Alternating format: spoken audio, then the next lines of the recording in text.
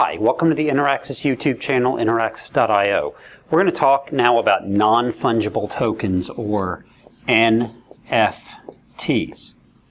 And the reason why I want to talk about them is they've actually grown quite a bit in popularity, in use cases, in companies that are out building, trying to raise money, and in a very important part of the DeFi ecosystem, whether they're built on Ethereum, which most of them are right now, or potentially built on top of other chains. NFTs are important and are going to be very important. And here's why. Step back. What is an NFT? What is a non-fungible token? Well, the non-fungible part of it, in technicalities, refers to the fact that it can't be, not that it can't be reproduced, it can't be necessarily exchanged for something exactly like it, right? So if so currency can be exchanged for other currency that is exactly like it. I can give you $1, you can give me $1. If it's cash, it's the serial number on $1 doesn't make it more or less valuable necessarily than the serial number on another dollar. A dollar is a dollar. Okay, so dollars are fungible. So what is non-fungible? Artwork is non-fungible. My car is non-fungible. My house is non-fungible. Yes, I can go live somewhere else, but it's not the same house. It doesn't have the same address and the same square footage, and it's not my house. So non-fungible tokens have become relatively important. They started out with something called CryptoKitties. And if you'll go look up what CryptoKitties were essentially collectibles, but they only existed on the Ethereum blockchain, right? So you could collect a certain kitty, and that kitty had its one set of characteristics, and they could actually create more CryptoKitties from them. So they developed this amount of value, and the value is based on potentially how rare they were, how in demand they were. They were just kind of based on the levels of supply and demand.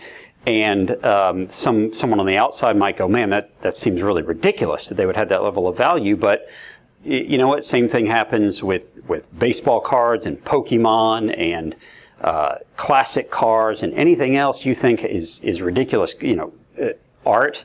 Very expensive art, very not expensive art, whatever it might be, it has value to certain people, and then it's given value kind of as a whole. It's given value by the community, and then it kind of, that value, that level of that relation, that supply and demand kind of takes on a life of its own. So in this world, the first thing we saw was CryptoKitties.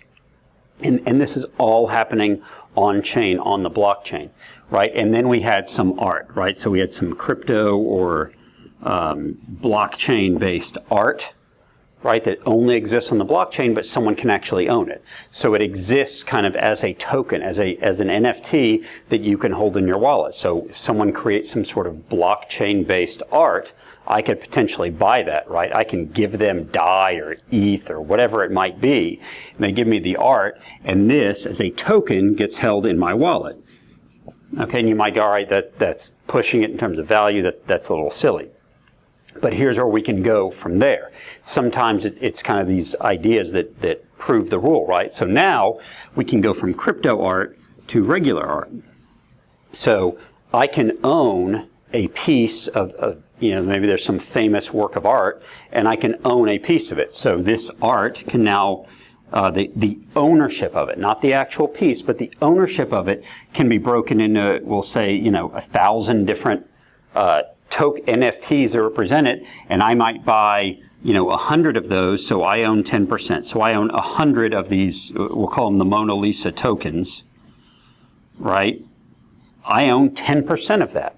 So if for some reason, one, the nice thing is within this token, within this NFT for the Mona Lisa, right, we might decide within there that there's some sort of governance. So now I can use that token in a DAO. Remember I talked about DAOs in another video. I can own that, I can use that token. It could be ownership in the DAO. We can talk about governance. We can I can potentially get paid. Maybe this NFT actually generates some income, right? So I can, you know, potentially encode all the rules in there that if if we lend this out, if we lend out this piece of art and it makes $100 and I get 10%, well then I get $10 or 10 DAI or whatever it might be by virtue of the fact that this is held in my wallet, right? These tokens are in my wallet and these 10 DAI or whatever get sent to my wallet by virtue of the fact that I own 10%. We can do the same thing for real estate, right? We can tokenize real estate. Well, that becomes really a non-fungible token. It's not necessarily that piece of real estate isn't necessarily traded on an exchange or anything. There's no replacement for that one piece of real estate. So now that I own that piece as part of essentially an NFT, a security token is essentially what it is in that realm. Now I prove in my wallet that I have that level of ownership. So have NFTs been around? In a way they have. You know of like frequent flyer miles are kind of like this. They're kind of NFTs. The difference is they exist kind of on a company's database, right? On a company's server. They're keeping track. In my case, like United and Southwest, I have miles and points for both, and they're within that realm. I can't go, they don't have any value outside of that. And it actually says specifically they don't have any value outside that. I can't go trade them. I can't go use them as collateral for anything. I don't get, a whole lot of other rights with them. So they keep track of that. And it's probably right now, easy for them to do so because they built that system. But in the future, that system might be built on chain, and I might have a token, a non-fungible token in my wallet that represents my frequent flyer miles. And why is that important? Because let's say I just want to log in and book a flight. Well, right now, I can log into the app and book it. But let's say, I want to book a flight and I want to use cryptocurrency to pay for it. Like everything can be in my wallet. And maybe because of my status, I get certain extra points or extra benefits. And you might say, okay, well, that's all in their app as well, which we know. But the fact that this can all be kind of more easily tracked and monitored and very efficient on chain, and the fact that maybe there are several companies that I have points and miles and everything with, and I can interconnect them, right? I can use my certain points, kind of like credit card rewards, right? I can kind of use them for any other purposes, but it'll be really easy for all these companies to connect on chain. So where else are we seeing kind of the rise of this? We're seeing it in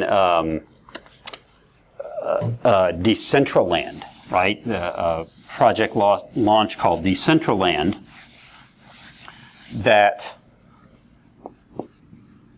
is basically a virtual world where you can buy real estate, you can start charging people for things, you can buy tools and everything else, and they've created these NFTs which represent your ownership of land or homes or tools or cars or whatever it is in Decentraland, and enterprising people like my friend Alex have actually created a bank where I can get a loan and use this NFT as collateral.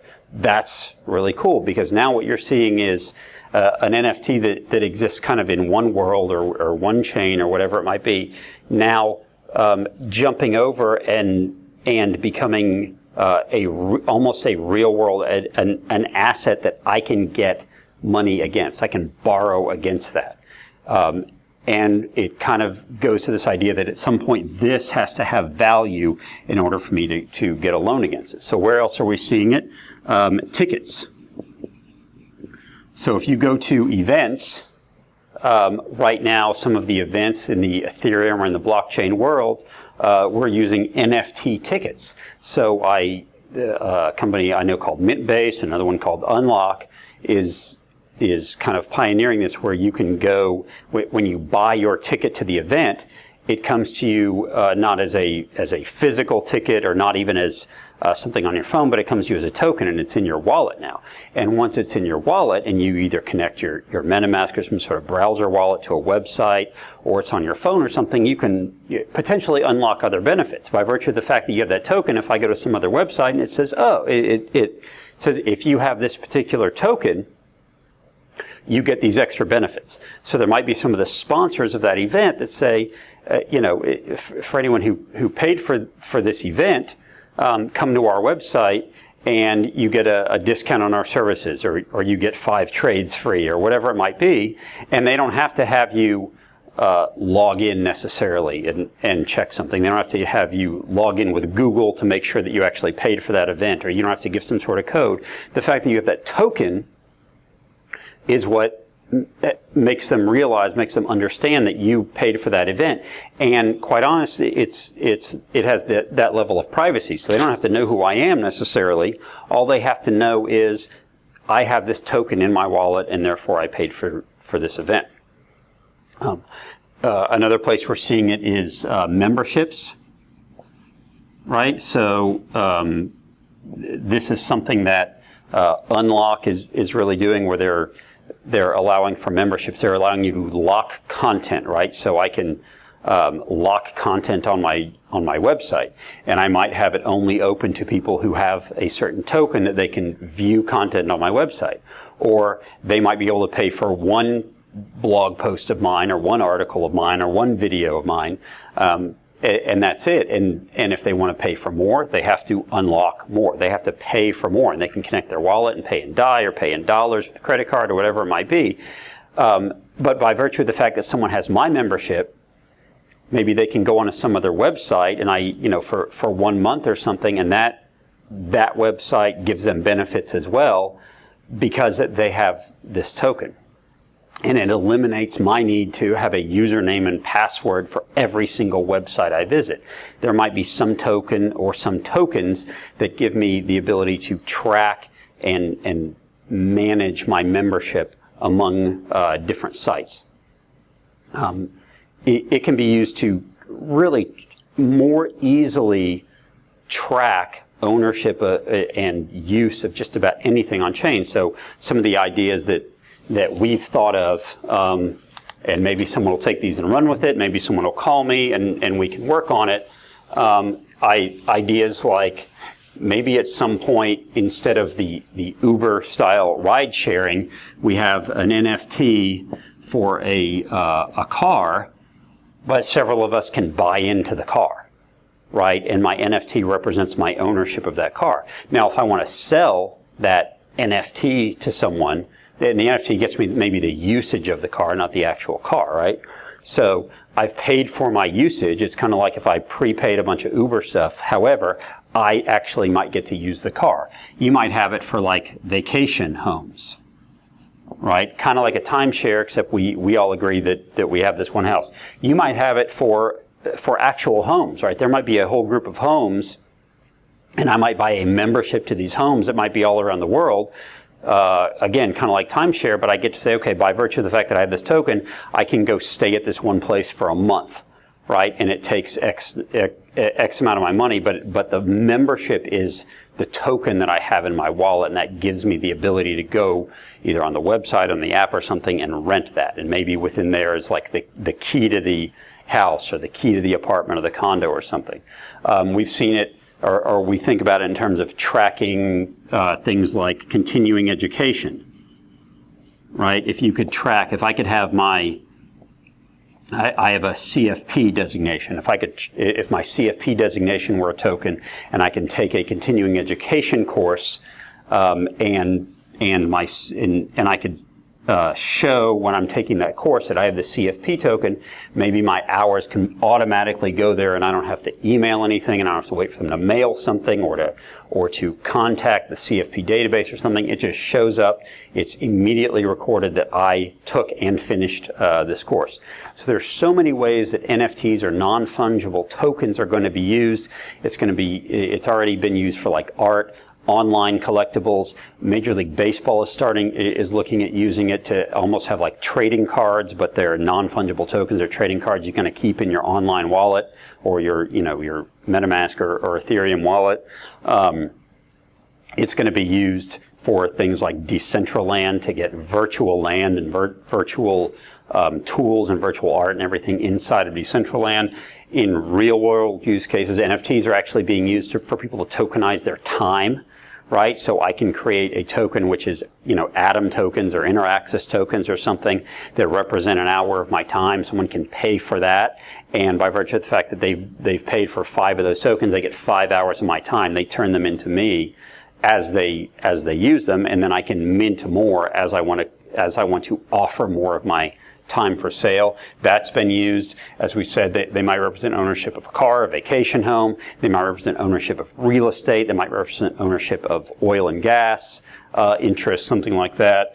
They might be used to track things like continuing education, frequent flyer miles, rewards points, loyalty points. But the fact that everything is on chain means that now they're subject to that Ethereum, that DeFi composability. So now they can be built on top of either, some of their assets, they can be loaned against, they can be traded, they can be potentially used as collateral, all these other things that we see that are more easily addressed on chain because of the transparency and the immutability and the privacy and everything that goes with it. That composability adds to it.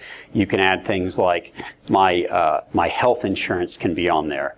Any type of insurance like that. My health information can be, encoded in a token to where when I go to the doctor or the pharmacy or something, it just makes everything more easy and seamless. So that is a little bit about non-fungible tokens.